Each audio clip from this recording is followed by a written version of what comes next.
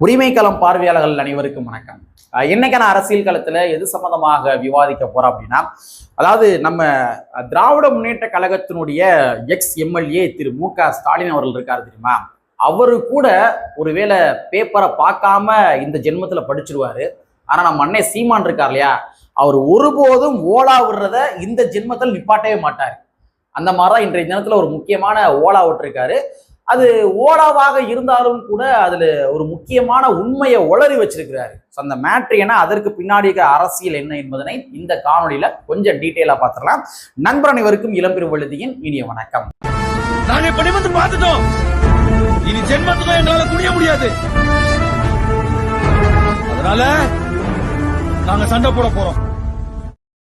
நம்ம அண்ணன் சீமான் அவர்கள் என்ன விதமான ஓலா விட்டுருக்காரு, அந்த ஓலா மூலமாக என்ன உண்மையை உளறி வச்சிருக்காரு அப்படின்றத இப்போ ஒரு வீடியோ பிளே பண்றேன். இந்த வீடியோ நீங்களே பாருங்க. காரியம் பாரதிராஜா அப்பாவுக்கு காரியம் பண்ணிக்கிட்டு இருக்கேன். பக்கத்துல எங்க அப்பா வயதுக்கு தோலை தட்டுறாரு, மகனே எவரு 50 பேரோடவாவது நீ உள்ள போயிருவாயின்னு ரொம்ப ஆசைப்பட்டுக்கிட்டு இருந்தேன். நடக்கல, விட்டுறாதரா, இந்த இடைத்தேர்தல நின்னாவது உள்ள போயிரு, நீ போயிரு எப்படியாவது அப்படின்றாப்ல.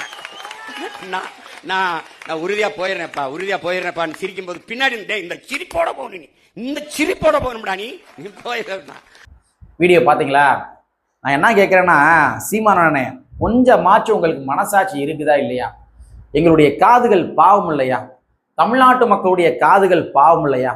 ஏதோ ஒரு தடவை நீங்க ஓலா விடுறீங்க அப்படின்னா சரி, ஏதோ ஒரு அரசியல் சர்வைவலுக்காக நீங்க ஓலா விடுறீங்க அப்படின்றத நம்ம ஏதோ ஏத்துக்கலாம். ஆனா எப்ப பாரு ஓலா விட்டீங்க அப்படின்னா நாங்க பாவம் இல்லையா? தமிழ்நாட்டு மக்களுடைய காதுகள் பாவம் இல்லையா?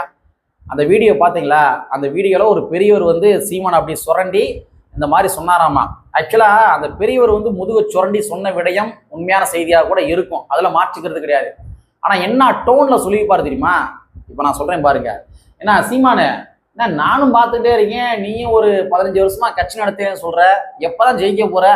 ஒரு சீட்டு கூட ஜெயிக்க வக்கலாமே, நீ கட்சி நடத்துற என்னையா? நீ எப்படியா ஜெயிச்சிருவ, அதை பார்த்துட்டு என் உடம்பு கட்டையில போயிருந்தோமான்னு எதிர்பார்த்துக்கிறீங்க. நான் ஜெயிக்க மாட்டேன் போலிக்க.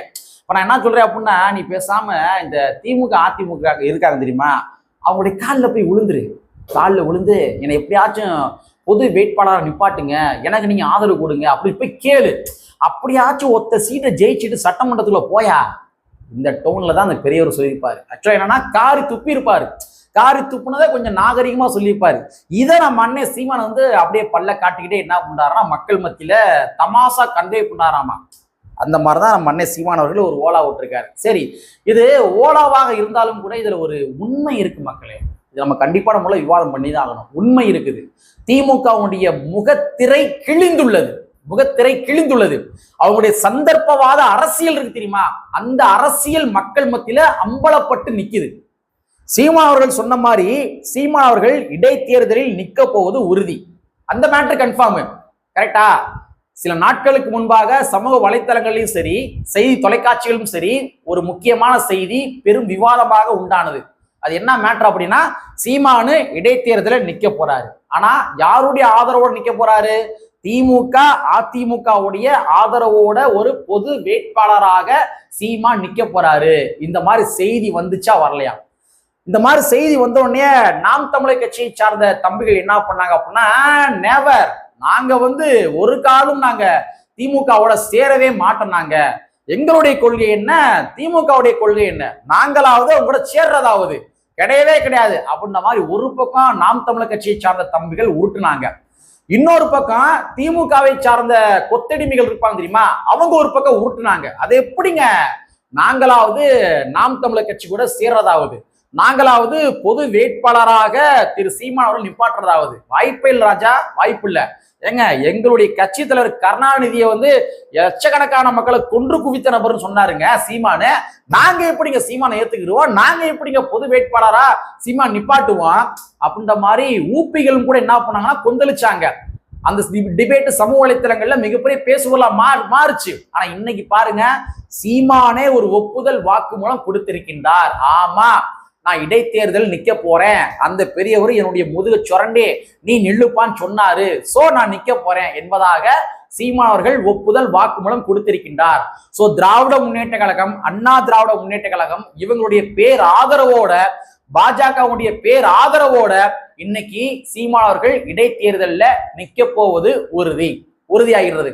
இப்ப திமுகவுடைய ஊப்பிகள் என்ன பண்ண போறாங்க, திமுகவுடைய கொத்தடிமைகள் என்ன பண்ண போறாங்க? கலைஞர் அவர்களை எந்த அளவுக்கு கேவலமாக இழிவாக பேச முடியுமோ அந்த அளவுக்கு கேவலமாக இழிவாக பேசிய நபர் யாருன்னா அது சீமான் அவர்கள். கரெக்டா? கள்ளக்கூடி கொண்ட கருணாநிதி வாழ்கவே இந்த பாட்டு இருக்கா? இந்த பாட்டுக்கு வேறு சில வார்த்தைகளை போட்டு எந்த அளவுக்கு கருணாநிதி அவர்களை கேவலப்படுத்தி பாட முடியுமோ அந்த அளவுக்கு கேவலப்படுத்தி பாடிய நபர் திரு சீமான் அவர்கள். இப்ப திமுகவுடைய ஊப்பிகள் என்ன பண்ண போறீங்க, திமுகவுடைய கொத்தடிமைகள் என்ன பண்ண போறீங்க? பேனா சிலையை வச்சா உடப்பேன் அப்படின்னு சொன்னாரு சீமான். இப்ப திமுகவுடைய ஊப்பிகள் என்ன பண்ண போறீங்க, திமுகவுடைய கொத்தடிமைகள் என்ன பண்ண போறீங்க? செருப்பு இல்லையா, அந்த செருப்பை தூக்கி காட்டினாரு. அந்த செருப்பு கருப்பு சிவப்பு நிறத்துல இருந்துச்சு. செருப்பை தூக்கி காட்டினாரு சீமானு. யாருக்கு எதிராக? திமுகவுக்கு எதிராக காட்டினாரு. இப்ப திமுகவுடைய கொத்தடிமைகள் என்ன பண்ண போறீங்க? திமுகவுடைய தொண்டர்கள் பொது வேட்பாளராக ஒருவேளை சீமான் நிறுத்தப்பட்டால் நீங்கள் வாக்களிப்பீர்களா? சூடு சொரணை இருக்கின்றதா இல்லையா? என்ன பண்ண போறீங்க? இதற்கான பதில நீங்க சொல்லுங்க. ஏங்க, சீமானுடைய கொள்கை கோட்பாடுகள் என்னங்க? சீமான் நாம் தமிழர் என்று சொல்லப்படுகின்ற அந்த கட்சியை ஆரம்பித்ததனுடைய நோக்கம் என்னங்க? ஈழ விடுதலை நான் வாங்கி தர போறேன். ஆமா, இந்த ஈழ விடுதலை வாங்கி தருவதற்கு தடைக்கற்களா இருக்கின்ற நபர்கள் யாரு? அது திராவிட முன்னேற்ற கழகம். ஏன்னா திமுக தான் லட்சக்கணக்கான தமிழர்களை கொன்று குவிச்சு சொன்னாரா இல்லையா சீமானு? அப்ப நாம் தமிழர் கட்சிக்கு நேர் எதிரான கட்சி எதுனா அது திராவிட முன்னேற்ற கழகம். திமுக நாங்க ஒரு காலம் சேரவே மாட்டோம். கரெக்டா? என் உயிரே போனாலுமே 234 தொகுதியிலும் தனியாக நிற்பேன் சீமான் சொன்னாரா இல்லையாங்க? அப்ப இந்த மாதிரி ஒரு கொள்கை நோக்கத்திற்காக கட்சியை ஆரம்பித்து விட்டு இன்னைக்கு நான் இவரை ஆதரிக்க போறேன், அவங்களுடைய ஆதரவோட நான் இடைத்தேர்தல்ல வேட்பாளராக நிக்க போறேன் அப்படின்னா அப்ப திராவிட முன்னேற்ற கழகத்தில் இருக்கிற ஆண்டாண்டு காலமாக வெறும் கொடியை மட்டும் கட்டி கொண்டிருக்கின்ற, வெறும் கொள்கை மட்டுமே எங்களுடைய மூச்சு என்று வாழ்ந்து கொண்டிருக்கின்ற கருணாநிதியுடைய உடன் பிறப்புகள் இதை எவ்வாறு ஏற்றுக்கொள்வார்கள்? நாம் தமிழர் கட்சியுடைய தொண்டர்கள் எவ்வாறு இதை ஏற்றுக்கொள்வார்கள்? அப்ப சந்தர்ப்பத்துக்காக நீங்க என்ன வேணாலும் பண்ணிக்கிறீங்க, எப்படி வேணாலும் இருந்துக்கிறீங்க, எப்படி வேணாலும் பேசிக்கிறீங்க, எப்படி வேணாலும் கொஞ்சம் குழாவிக்கிறீங்க. அப்ப உங்களுக்கு கீழே இருக்கிற தொண்டர்கள் எல்லாருமே தக்காளி தொக்கா? இந்த கேள்வி எழும்புமா எழும்பாதான்? அப்ப நீங்க உங்களுக்கு என்ன சித்தாந்தம் இருக்கு, உங்களுடைய கொள்கை என்ன, உங்களுடைய கோட்பாடுகள் என்ன? திராவிடம் என்று சொல்லப்படுகின்ற அந்த சித்தாந்தத்தை பிராமண கடப்பாறையை கொண்டு நான் இடிப்பேன் அப்படின்னு சொல்றாரு சீமான் அவர்கள். ஆனா சீமான் அவர்களை பொது வேட்பாளராக நிறுத்த போறேன் அப்படின்னு சொல்றீங்க. மக்களே, இதுல இருக்கிற ஒரு நுட்பமான அரசியலை நீங்கள் புரிந்து கொள்ள வேண்டும். அந்த அரசியல் என்னன்றதை நான் சொல்றேன். உதயநிதி ஸ்டாலின் அவர்கள் இருக்கா தெரியுமா? அவர் இன்றைய தினத்துல எதிர்கட்சி. ஆனா உதயநிதி ஸ்டாலின் அவருடைய வரலாறை நீங்க புரட்டி பார்த்தீங்க அப்படின்னா திடீர் கட்சி பொறுப்பாளர், திடீர் எம்எல்ஏ வேட்பாளர், திடீர் எம்எல்ஏ, திடீர் அமைச்சர், திடீர் துணை முதலமைச்சர், இப்ப திடீர் எதிர்கட்சி தலைவர். அப்ப இந்த மாதிரி திடீர் வந்தாரு தெரியுமா? அதனாலேயே உதயநிதி ஸ்டாலின் அவர்களுக்கு எந்த விதமான குவாலிபிகேஷன் கிடையாது. ஒரு எதிர்கட்சியாக செயலாற்றுவதற்கு எந்த விதமான குவாலிபிகேஷன் கிடையாது. திரு உதயநிதி அவர்கள் ஊதி ஊதி ஊதி ஊதி பெரிதாக்கப்பட்ட காற்றடைக்கப்பட்ட வெற்று பலூன், அவ்வளவுதான். அவருக்கு வேற எந்த விதமான குவாலிபிகேஷன் கிடையாது.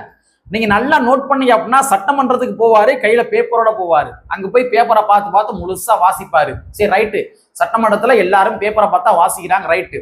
ஆனா சட்டமன்ற விவாதங்கள் நடைபெற்று முடிந்ததற்கு பின்பாக சட்டமன்றத்திற்கு வெளியில அந்த பிரஸ் மீட்ல கூட பேப்பரை பார்த்து வாசிக்கிற நபரை யாராவது பார்த்துருக்கீங்களா? ஆனா உதயநிதி அவர்கள் அப்படிதான் பேப்பரை பார்த்து வாசிக்கிறார். சோ உதயநிதி ஸ்டாலின் அவர்களுக்கு எந்த விதமான குவாலிபிகேஷன் கிடையாது. அப்ப உதயநிதி ஸ்டாலின் அவர்களை அவர் ஒரு தலைவராக ப்ரமோட் பண்ணணும் அப்படின்னா அவருக்கு பக்கபலமாக சீமான் அவர்களை உள்ளே அனுப்ப வேண்டும்.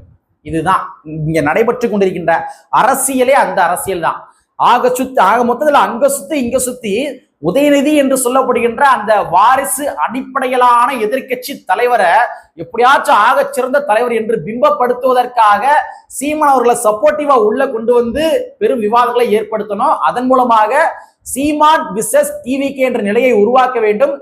இந்த இடத்துல உதயநிதி அவர்கள் என்ன பண்ணிக்குவார் அப்படின்னா நாட்டாமன்ற இடத்துல அப்படி இருந்துக்குருவாங்க.